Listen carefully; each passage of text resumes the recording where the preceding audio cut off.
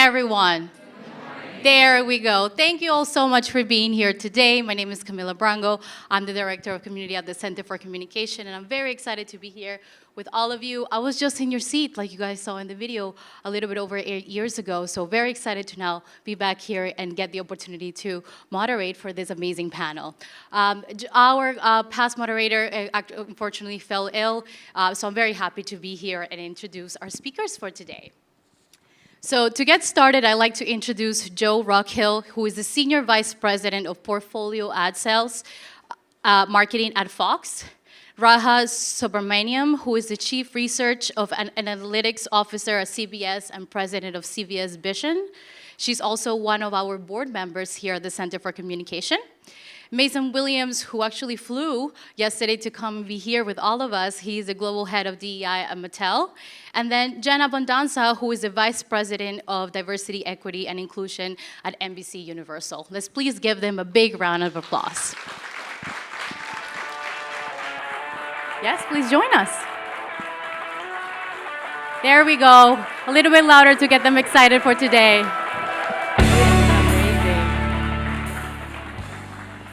Thank you all so much for being here. Lovely to see you, and thank you for taking the time out of your busy days to be here with us. Just very excited. I read a little bit about your bios, and I would just love to get started with each of you to tell me a little bit more about your background and what do you do in your current role. And maybe, Jen, we can get started with you. All right. First of all, thank you for having me. It's so nice to be here, and great to be here with students, which is always a pleasure. My background, I came up through finance, investment banking, and private equity before I went to business school at UCLA with the goal of getting into media. I got that important internship when I was in business school at Disney in LA. And then from there, I made my way to NBC Universal, where I started on the corporate strategy team, and I've been on the corporate DEI team for over 10 years now. Amazing, Joe. Sure. Thanks for having me. I went to school in Ithaca College, and I wanted to be on television. So this is the closest that I'm going to get, I think, in my role. But I've been in a variety of roles. I think what you're going to hear probably is everyone has very diverse paths to where they're at, right? And there's no singular way to get to any point. A lot of careers go like this, up and down. I started on the agency side through a diversity program, the IPG Interact Associate Program, coming out of school, and spent about 10 years on the agency side, and then went to a small startup that ended up getting bought. And while I was working there, I was running a lot of sponsorships for Verizon, one of them being the X Factor with Fox, and someone over at Fox said, hey, I really like how you do things. Would you want to come over here? And that's how I got started, really. It was a lot of being true to myself, and being my best self that people saw something in and wanted to bring me over. And then I've spent the last 9 years at Fox in a variety of marketing roles.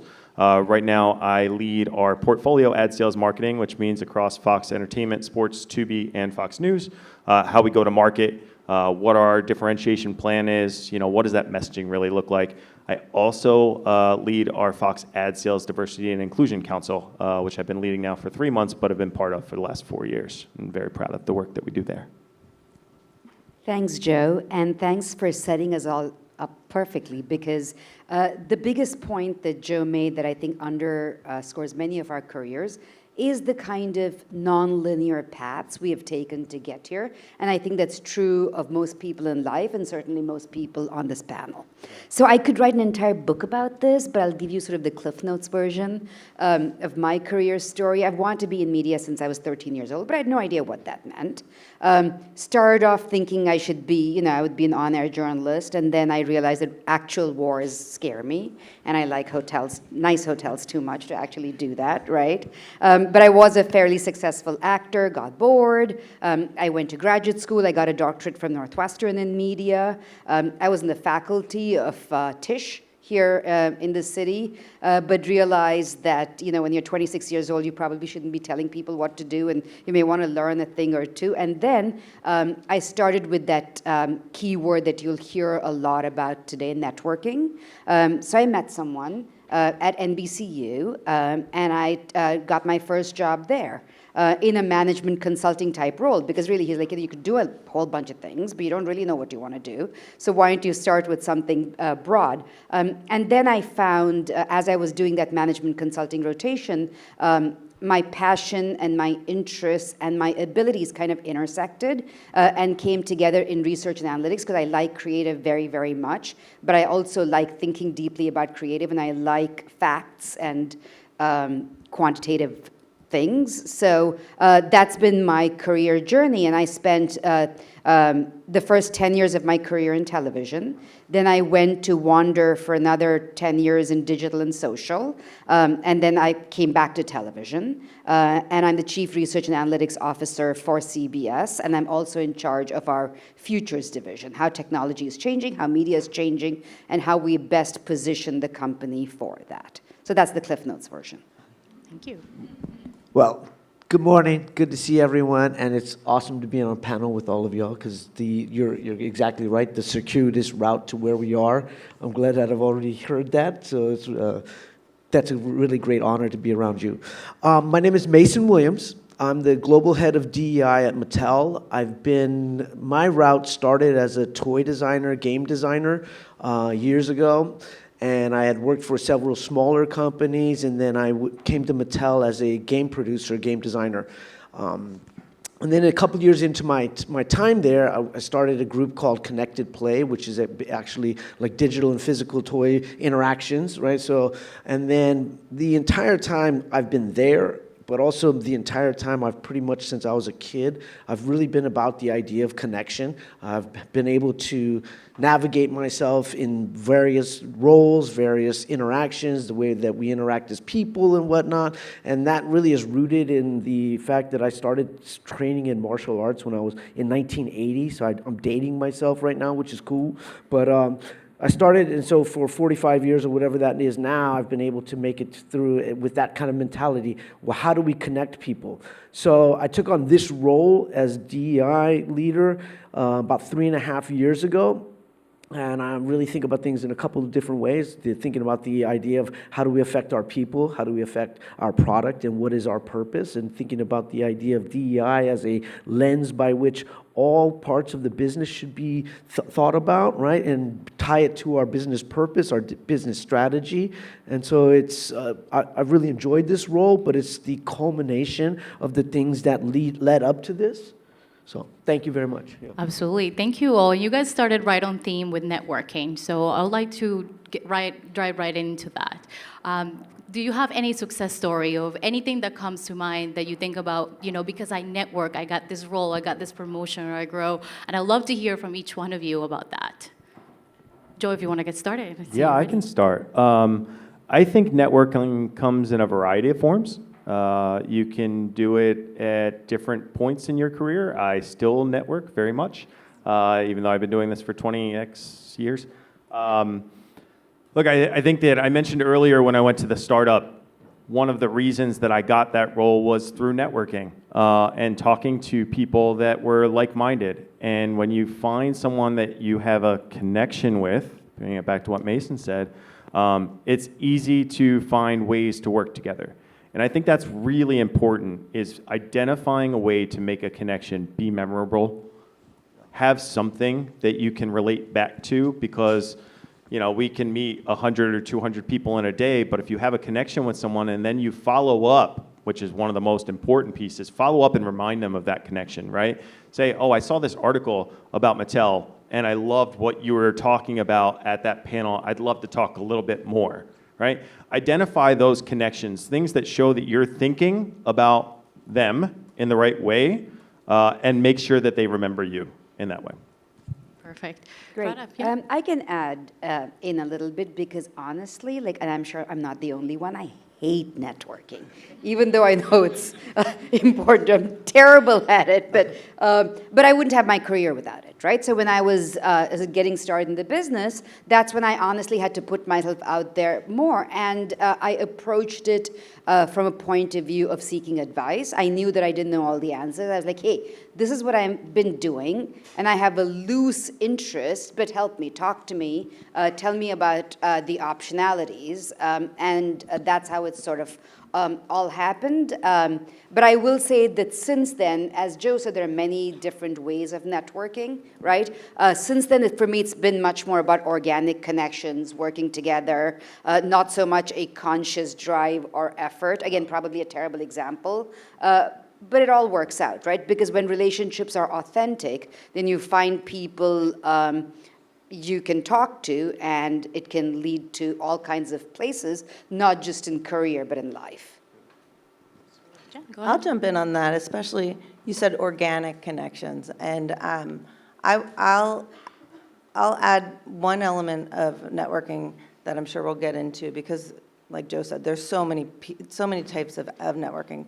But once you have the job that you want, then there's networking across the job as well, right? And there are a lot of ways to organically network when you're in the business place with your colleagues that you might not be working with day to day. One way is to stakeholder. If you're on a project, make sure that you're meeting the people who are going to be weighing in on that project before you present. Get their feedback, get their buy-in, show them that you're flexible, that you can use their feedback and bake it into the project, and then you're building relationships with people that you probably don't work with day to day. Another way to network on the job is to take stretch projects. Again, it exposes you to people that you don't work with on your regular basis and gives you the opportunity to lay a foundation. And organically, you're connecting over a project, right, that they're invested in. You get to show them how well you can do the job, and then you build that relationship. And tying it back to the question, that's actually how I ended up in my role and transition from corporate strategy into DEI. I took a stretch project that had to do with diversity as we were being bought by Comcast and taking on a whole bunch of commitments in the DEI space. I took that on as a project to get buy-in across our business segments. I worked with executives, and then lo and behold, they said, hey, by the way, would you like to do this for your job? Let's transition you over. So to tie it back to the real world examples that. Amazing. Just to add to that as well, I think the idea of organic connection is important. The networking was never a switch that I could turn on. I was like, oh, let me go network. And like I couldn't do it. That wasn't my style. I'm more loose with everything, playing like jazz with life. And the idea, the consistency of interaction, right? So who you are when you speak to yourself, who you are when you speak with people, that shines through. And I think about the idea of vulnerability and strength that comes from that, meaning if you go up and ask somebody what they do, actually be genuinely wanting to learn. The idea of can you help me? Okay, that's a very good way to start. And I didn't know about that, right? These things are like powerful words because at the time, what you're doing is you're involving somebody with a conversation. And that can happen at any point. Like, in fact, just to tie back to what Jen said, I got a job in the connected play realm because I played basketball with the SVP in the Mattel basketball league. And he liked the way I played basketball. Involve people, pass the ball, be a little bit feisty, but also be cool. And what that did was when I asked him, hey, Scott, can I talk to you about your position and what you're doing? He's like, yeah, you have skills that actually work together. Let's try this out. And it wasn't an intent, but the intent was for me to get to understand how what got him to where he was, what his plans were, and these kind of things. And, it just started happening. And so I think that's important as well. Absolutely. So they just touched on amazing points for you guys after this session. And they're going to have the opportunity to network with a lot of our companies later. So I would love to hear if you have maybe some pointers, right? They are looking for jobs. They are just starting in their early careers. How can they network when they just started at a company? I know, Jen, you touched on this a little bit, and maybe some ERGs within your company that maybe they should look into and know about. Oh, absolutely. I can plug ERGs all day long. It's Let's a do great it. resource when you land at a new role, especially. ERGs are there to give genuine connection and to provide safe spaces where employees can come together and talk about topics that really relate back to the business. So ERGs, at our company, we have 10 ERGs across, I mean, I could list them all, right? We have out women, our Ben Black employees, I'm not going to list them all, but you will find an ERG that relates to you, and importantly, join all of the ERGs. Be a member, be a joiner. They all have interesting events and topics that you can, lean into as you have the time, and it's a great way to meet people. I will also add, make sure you're doing your work, get the job done. And doing that will allow you the flexibility to go to ERG events. Your job is not to go to ERG events, so make sure you find the right balance. Absolutely. And just for the sake of time, I'm just going to assign some questions to everybody. But Radha, you've been doing interviews, and I actually just won one of yours recently. And the students are going to be asking our partnering companies for informational interviews. What are your tips for that? How they should go about it? How should they ask somebody that they look up to for an informational interview, or the resources they should do to do that? Yeah, I think it's pretty straightforward. Just say, I'd like to meet with you informationally. It doesn't have to be more complicated than that. And you can do that either by getting someone's information at an event like this, right? And then following up via email or whatever their preferred method of communication is. But people, I think half of this room, reached out to me via LinkedIn last night, right? So now when they come up and talk to me, I'll be like, oh yeah, you're the person who wrote to me and you are A, B, and C. And if time permits, I would do an informational or pass you on to someone who can do an informational. People are happy to do informational interviews, nothing to be afraid of, right? Because there's no expected outcome. No one expects, at least you shouldn't expect to walk out of an informational interview with a job, right? Yeah. All you should expect is to learn something and maybe leave with a connection or two. And that's something that I've always done, which is, hey, who do you think I should talk to next? Who do you think, would be able to tell me about, you mentioned that I might be a good fit for A, B, and C. Who do you think I should talk to about that? And I've got, especially early in my career, that's how I got a lot of my roles. It was not through the first person, but the first person introduced me to another person. But I'm also going to digress for a moment and talk about something that perhaps wasn't on our script, but I think is very, very important, which is people are going to check you out online. Right? People are going to check you out online. So first of all, make sure that your LinkedIn is really professional and really communicates who you are. It doesn't have to be long, but it should be a 10-second overview of who you are and what you want to represent professionally. But also, Google yourself.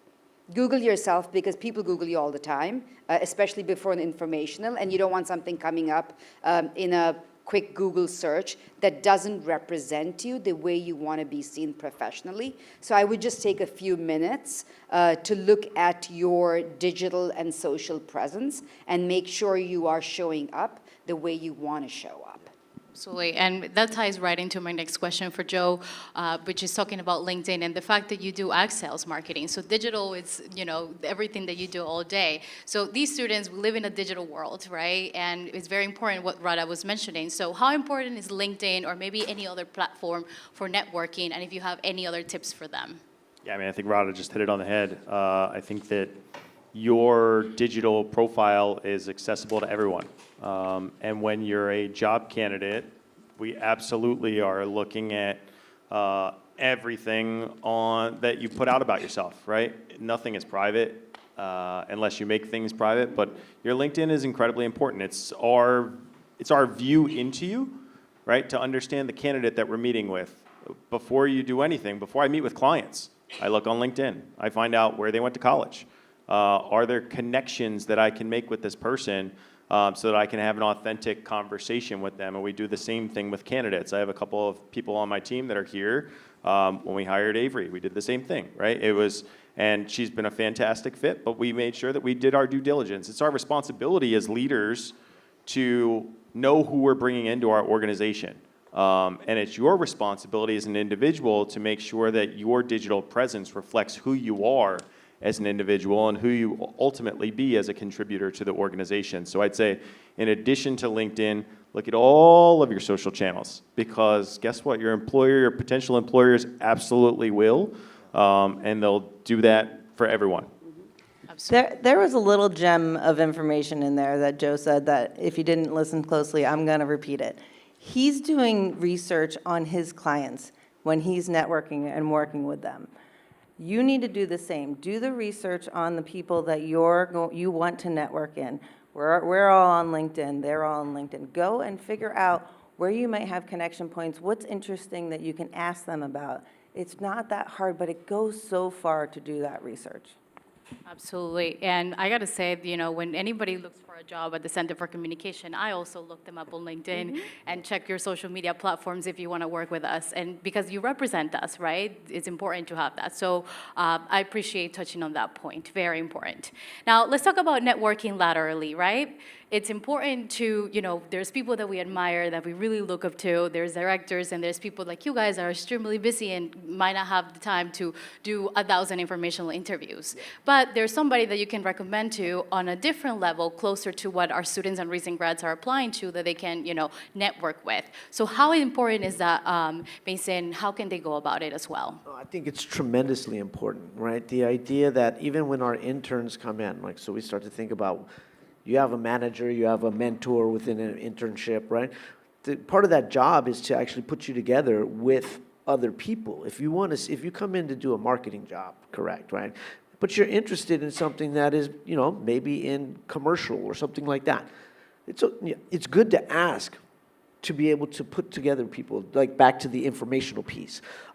I think it's also tremendous to build your business acumen, right? I want to learn about so many different pieces of the business so that, I think it's fine to, if you think about a wheel, it's great to be a spoke on a wheel, but really the hub, when you start to be able to talk to all the spokes and be able to put the spokes together, that's a great skill. And the only way you can do that is by learning about a broader amount of things. Now, you don't have to be an expert in all different areas, but having an awareness, and I think that we've all done that, and that, probably some of us have come up in the era when it was, if I'm the manager, I don't talk to this, I can only talk to the senior manager, and if the SVP comes around, avert your eyes, and all these kind of things, right? But it's not like that anymore. And to be honest, if you ask for some help, or you ask for it at some time, and the person says, no, I just can't do it. Well, that's not the person who's ever going to help you. That was not going to be a fruitful relationship. But you will find most people will help, will want to share. And I think that's a great trait for leaders, right? Every mentorship is, it's bilateral, right? It's up and down. You'll be able to see, hey, I learned something from you. And you don't really think about it when you're in the early parts of your career. But for a good leader on the other side, hearing, oh, wow, that's what people are thinking.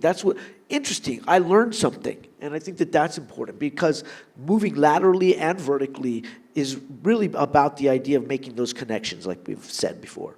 100%. It's like when... I'm going to just elaborate on that a second, because I think the lateral relationships are the most authentic and the most fun. Right?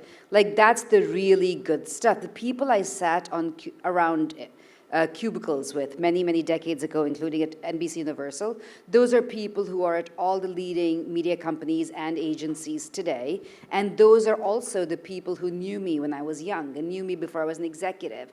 And so it's incredibly important, and it also makes work fun, right? Like, that's the point of it. But I also want to share a little bit of a cautionary side to this as well, which is there's authenticity, there's connection, there's relationships, incredibly important.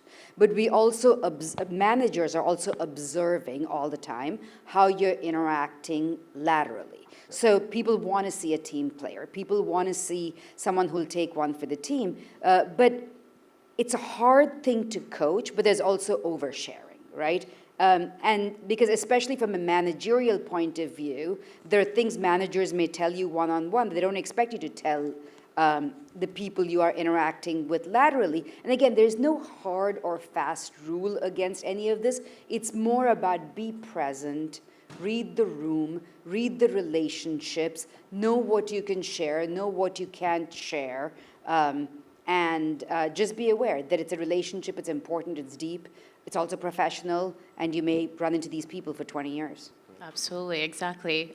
You guys are all here today, so don't just network with more networking companies, but get to know each other, because in a couple of years, you guys are going to be working with each other. So it's really important to get to know who's going to be, working with you next. Also, they might have an internship. They might be ending an internship that you were interested in applying to, so you can connect with them, and we'll listen to your advice. So when you fill out the survey at the end of the day, right, you're networking with us, we're learning from you guys about what is it that you want to do next, so we can prepare some new things.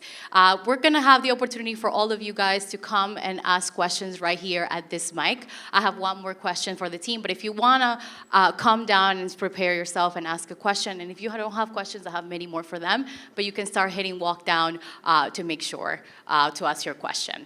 So now, I think this is a question that everybody's really interested in learning about, and it's more about applying and working for your company, right? So what is the application process like, and maybe where do you guys post these jobs, or how can they find these entry-level opportunities for all these amazing students and recent grads?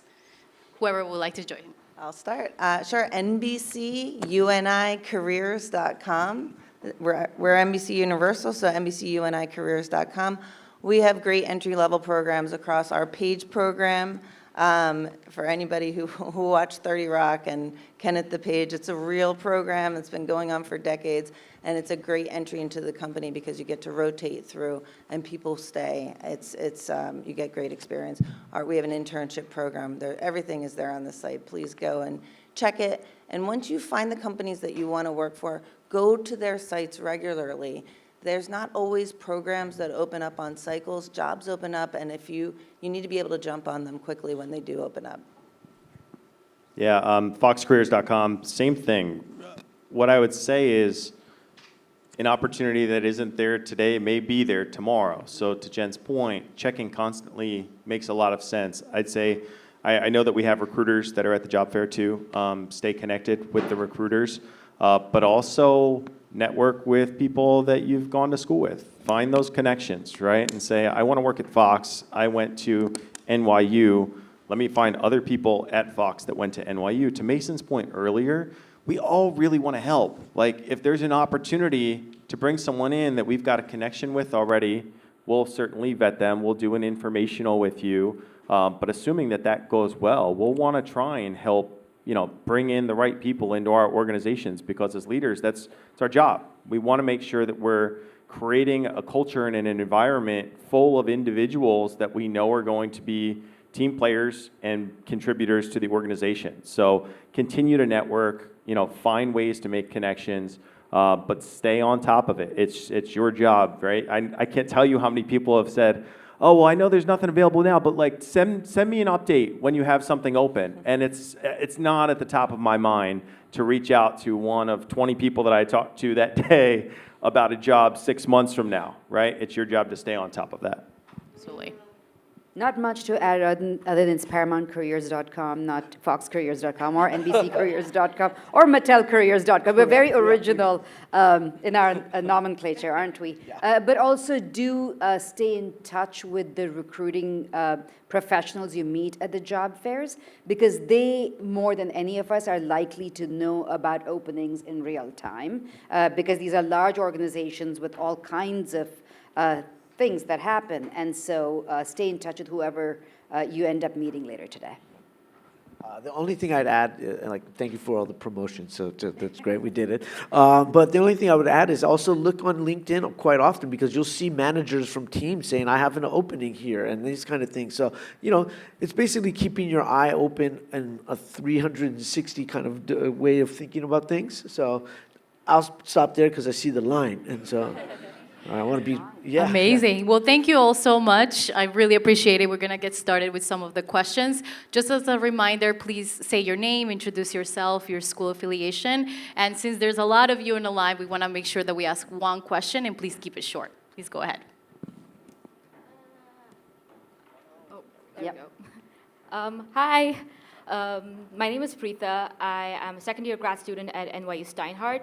So I actually identify as an international student, and I know for a fact that my international identity opens up a whole new understanding of the world of media, but sometimes that can come in as a hindrance, not only through a legal perspective, through all the CPT and OPT and all that jazz, but also while networking with recruiters and them asking me, oh, you're an international student, how will you get used to the US media market, which is so fast-paced?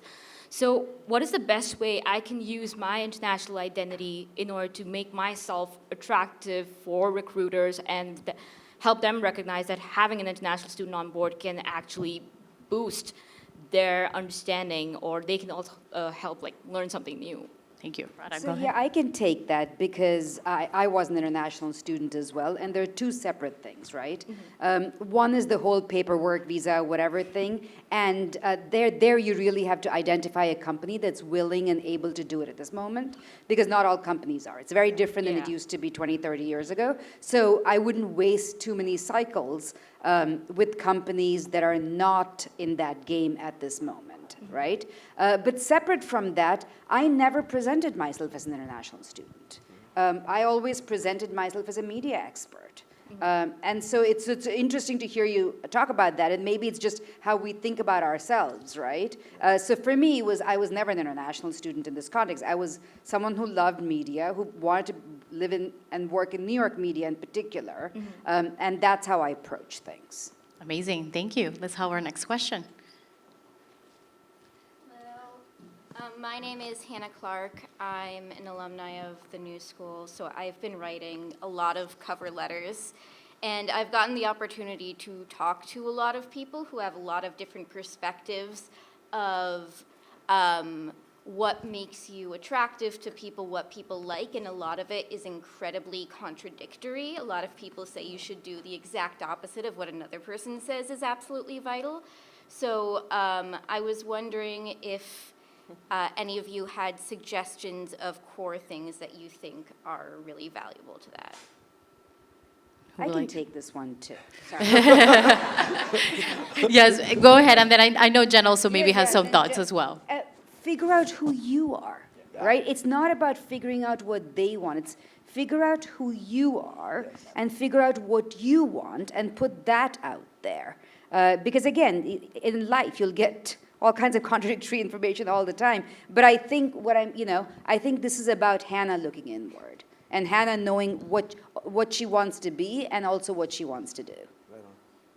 Jen, did you want to? I think that's great advice, and I'm not surprised to hear that, because not all roles are the same, not all hiring managers are the same, not all recruiters are the same. They're looking at it through their lens.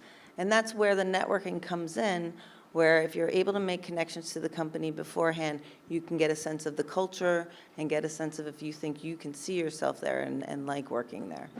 Thank you. Yes, let's have our next question. Hello. There we go. There we go. Awesome. Thank you so much for being here. My name is Lachlan, and I recently graduated from the New School with my master's. You've all talked a little bit about navigating your careers, working in different industries, different job types, and I'm finding myself, having worked in like fashion and CPG advertising, not knowing how to pitch myself for these media jobs. So how would you kind of take your different experience and make it positive rather than feel like you're at the back of the line without entertainment? Yeah, I can take that one. Look, I think that there are so many transferable skills that people have, right? And it's looking at the job description that you want and showing why your experience translates to that, right? It's not, I have exactly X, Y, and Z and ABC that you're looking for, but you're looking for this type of person with these types of skills. I have experience doing X, Y, and Z, and here's why I am the right person for the job, right? It's thinking about it that way instead of having to check every box. Think of it as an asset, right? You may be a differentiator because of that background, and if someone's looking to diversify their team with someone that doesn't have that same type of experience, that could be an opportunity. It's how I got to Fox. I was not a media person. I was never a media person. I was a creative guy. But an opportunity opened up, and they said, you know what, we need to diversify our team and bring someone in who thinks a little bit different. So that was an asset, and I used the skills and the background that I had to pitch myself for that job. Amazing. Can I Go just ahead. add a little Yeah. bit to that? I think, again, the idea of who you are at the core And because we'll see, like I guarantee that we've all done different jobs, but who we were didn't really change. It might have evolved, but there was some root foundation inside that was being able to be expressed in those different ways. Similarly, also, a lot of times at jobs that are posted, when you go and interview, and then you go in, and the first day you start, it's like a completely different job. You're like, what? This is not what I interview for. But then that's kind of the nature of things. And companies that are really thinking in the right ways, that are thinking about how you can attract the best talent, are looking for people who have some diverse backgrounds and diversity of thought. In fact, like one of the reasons, like to Joe's point, I come from a creative background as well, and now I report to the chief people officer. I'm the only person who sits in the HR leadership team that has no qualifications for his job. Right? Other than the fact that I've shown, the ability to adapt, lead, and these kind of things across. Hey, that might be a fit right there, right? But go into it with that confidence of understanding what is core to you, and I think sometimes that will really drive where you end up. Exactly. Networking and confidence. Thank you. Let's have our next question. This microphone is just going up and down like crazy. Hi, good morning. Thank you for being here.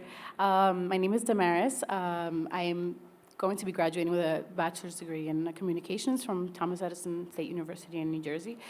And my question is somewhat similar to the last question, but with a different spin. A lot of you mentioned that you had started in certain roles, spent some time there, maybe 10 years, 15 years in a specific role, and then switched to, a slightly different direction.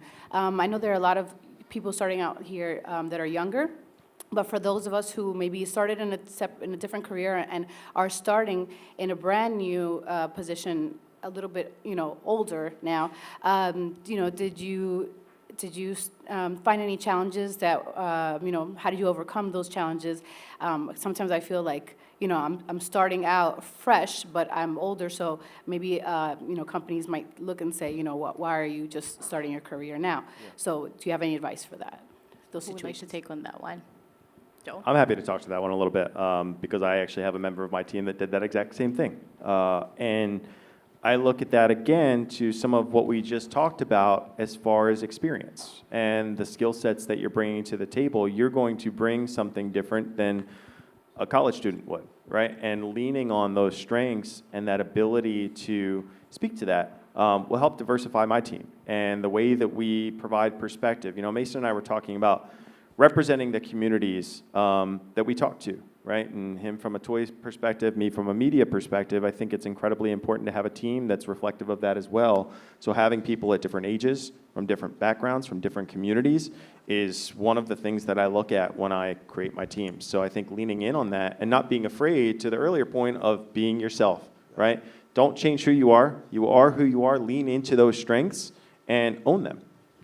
I'll add, we have a returnship program at MEC Universal, specifically for people who have been out of work for various reasons and are trying to return. And we structure it to give the returner support, and it's an internship with the hope that they will stay on and that there's a great marriage in terms of the role.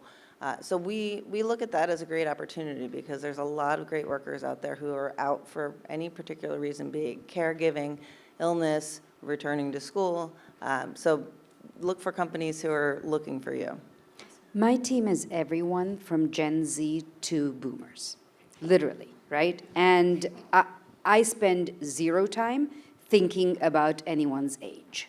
Because literally I have 4 to 5 generations and nobody cares. Like, I think honestly we all spend more time thinking about our own age than anyone else thinks about it, right? So we just think about them as individuals and what they bring to the table. So it could be experience, but it is also, for me, in the case of many of my returning workers, humility. They bring a kind of humility and commitment and willingness to learn that is pretty rare, and so we embrace all of that. And again, I think that the bigger thing, this is for you, this is for Hannah, don't be your own obstacle.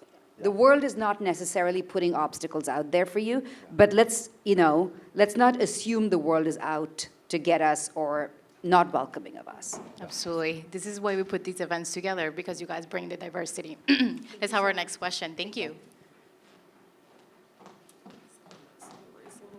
There we go.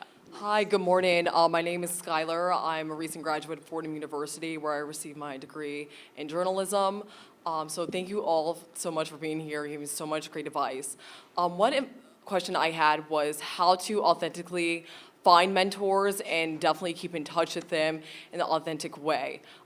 You all spoke about creating networks laterally and vertically as well, but finding networks, mentors specifically, something that I'm definitely interested in as well. Amazing. Yeah, so I think that's an interesting question because finding mentors, sometimes you find each other, and sometimes there's, if you're thinking about within a company, a lot of times the best mentors aren't the people who are right in the same path of your journey, right? So it's interesting to have folks adjacent, right? Sorry, my chair's turning.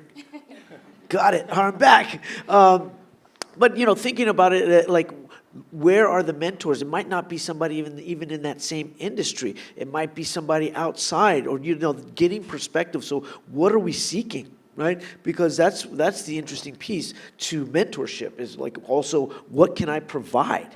I might not be the right fit for a lot of people, and I might be for somebody else who's completely outside of my realm. And that's the same thing that I think about when I thought about people who've really helped me grow.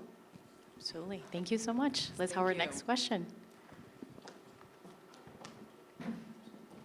Hello, my name's Rosa, and I'm an NYU alum. And you guys had mentioned earlier about networking and having informationals with people and keeping in touch with them. And I have had a number of informationals at this point, but the keeping in touch feels kind of awkward, especially with somebody who I'm not close with. And I don't even know, I don't know them on a personal level. They don't want me asking about, their vacation family, none of that. I'm just like, how do you stay in touch with these people, and what do you talk about? Great. Sorry. I feel like Joe would Actually does it probably. Yeah, I mean, look, I'll speak from my experience, right? What I would try and do is not get into the personal side, but understand the business piece. To Mason's point earlier about being the hub and the wheel, right? What's happening in their business world that may be affecting them that shows that you're paying attention, right? It shows that you're interested, you're engaged, and you understand what's important to them professionally. Right? And it shows that you're thinking, because if you continue to be that proactive thinker and you're showing different things and, oh, have you seen this? I saw this, it was interesting, it reminded me of you. I'd love to get your perspective on it. Something like that, because we love to give our perspectives. Clearly, we're all up here, right? We like to talk. But finding ways to make those professional connections are incredibly important, and that's a good way to stay in touch. I have a slightly different angle on this. You may not need to follow up. If you've made a good connection and you've linked in and they will remember you, you're confident that they will remember you in the future, that might be good enough for now. Yeah. And if something comes up, if a job comes up at their company, then you've created that foundation that you can then tap into and say, I just want to let you know, we had such a wonderful conversation and I'm applying to this role, I'm really excited, right? But the more people that you can make those real connections with through informationals, the more you have a chance of that happening. just organically. Thank you. Next question. Hello, good morning. Recent from Queensborough Community College. It's a pleasure to be here for this panel. And anybody can answer this. What was your moment of failure in your career? Was bounce back? Ooh, big question. So I think that's a great question. I think one that I've always is that failures, there's been moments of victory, and I don't think of them either. I put no judgment value on either of them. For me personally, a lot of my moments of failure came when I was in rooms and I was not myself, and I swayed from swayed in the way you talked. So going back to being your own personal obstacle, right? I was my own obstacle for a lot of times. Sometimes reflection hindered me. But, at the time, I didn't know the action that came about as the failure. But it was maybe my approach and maybe the way I can even self. So it goes back to that consistency and also the humility piece. I think we mentioned humility. It's okay to fail. It's like a first attempt in learning, right? You just fail, keep going. And as long as we bounce back quickly, it might not be the next victory. Because it might be 3, 4, 5, 6, 7, 10, 50, whatever you want to call it in a row. But the way you get up off the canvas really matters. And so you bounce back. And then you try again, take another approach, but also being aware of the self is so crucial. And I think that's difficult to get at a young age, but you can start working on it, and and eventually the self and who your professional self is, they can merge. Absolutely, exactly. Don't beat yourself up for it. Every failure is a learning experience. Thank you. Let's have our next question, please. What's going on, y'all? My name is Tafari. I graduated in 2022, but right now I'm an ad sales associate at CBS, and I did my first year at IPG Media Brands. Joe, I think you mentioned that. So my question is, because I'm really concerned about it, is in the rooms where there are managers or execs, are you guys doing anything to prepare the new talent or not hold their hand, but make sure they're just not thrown in the hot grease once they get in these different corporations you guys are at? Because we're competing with people who are 5, 10 years, got skin in the game, and we're working the same entry-level role. So is this something you guys notice? Do you guys take care and just caution to prepare people correctly once they're brand new to whatever industry they're in? I'll take it first. I think that everybody's going to have a different answer, quite honestly, because each corporation is going to be different, right? And I'd say my answer today is probably different than it was 4 or 5 years ago, right? We're constantly evaluating the support that we need to provide to our employees. One of the things that I lead is our Ad Sales Diversity and Inclusion Council. I was talking to Mason about it earlier, where we have a retention and development program. And we use our employees to identify the strengths that we need to develop to help all of our employees at every level. Everybody needs training. I'm a long time in this industry. I still need training. I need to understand what's happening tomorrow that I need to get in front of, right? And that goes for all levels. But to one of the things that you mentioned around what do you look for? We look for people that are raising their hand, that are saying, I want to do this. I want to say yes to something. People that put themselves out there, people that look for those stretch projects. Those are the people that we want to make sure that we're really investing our time and effort into, and then we get to know them, right? And that's where the mentorship comes in as well. We say, look, I'm really struggling with X, Y, and Z. Are there resources that you can point to? And at Fox, we've got a ton of them, whether they're in-person learning or self-guided digital learnings. I want to take that opportunity also to talk about something that's related, but I don't think it's exactly what you're talking about. But accessibility and accommodation is something that's important to all of our companies. And if you need an accommodation, if you work differently, and you should feel comfortable raising that with your manager, raising that with HR, so that everybody can be on the same page and you can be your best self. We all want you to be your best self at work. And that, in some cases, that may be somebody's not great with eye contact. They just are not, they don't want to make the eye contact, and it doesn't work for them for their reasons. That's okay. If we can get ahead of that and make people in the room understand it, make the people that you work with understand it, everyone's happy to support you. So use HR if you have an accommodation that you need to request. They're meaningful and sincere conversations to be had. Absolutely, thank you. I just want to check with my team that we make sure that we have time for 1 or 2 more questions. 1 more question. All right, thank you. If we could have our last question. Hi, good morning, everyone. My name is Zaria, and I just finished my first year at St. Francis College. And if you couldn't tell by my hair color, I'm more on the creative side of media. So this question is for everyone, but mainly Mr. Williams and Mr. Rockhill. How do you balance getting a good opportunity that is still true to yourself? Because I want a creative role, but I also am an international student, so I have to open my horizons to whatever is available to me specifically. So how do you balance going after opportunities that are true to you, but not closing your doors on things that could maybe help you in the future? Yeah, that's a great question. The idea of creativity and being a creator, I think, is the way you just define yourself, right? So I like, for me, I have a creative background. It's not like I turned it off when I turned into it, took on other roles. Like, I thought of making toys and designing toys. The outcome was, I want to create play.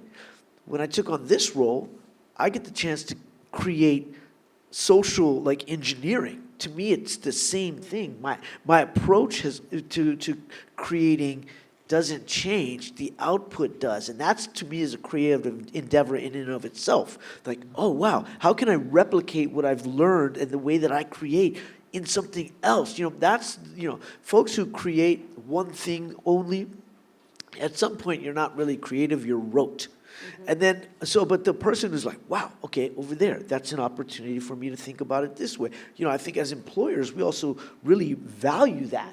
Like, somebody who's like, oh, interesting, I'm thinking about this way. Like, some of the best teammates I've ever worked with were people who were outside the box because they've never been in that role. And they never had to think about things like that. Like, oh, so now we all don't know anything, so let's create together, right? I'll pass it to Joe for that. Yeah, I mean, I can't add much more. He kind of nailed it on the head. That idea of creativity is applicable in so many ways, right? Where I thought I was creative 15 years ago is significantly different from where I'm creative now.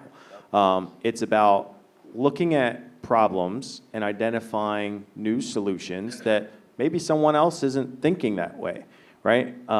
Being early on in your career, I can tell you personally, you're going to probably change over the course of time, right? But be open to that and stay true. I think we've said it a million times, and I can't say it enough. Like, be true to who you are. You talk to people on my team, they'll tell you I show up in bright clothing all the time. I got a pocket square. I got parrots on the inside of my jacket, right? Like, it's just who I am. This is who I am, and this is what I do. And I'm not going to say that everybody at Fox is that way, but I own it. It's who I am, and that helps me be my best self at work. Right? That idea of me being me allows me to be the biggest and best contributor that I could possibly be at the organization. Such a great ending. Thank you so much. And thank you, Jen, Joe, Radha, and Mason for your time. Let's give them a big round of applause for their amazing advice. Such a great panel. Thank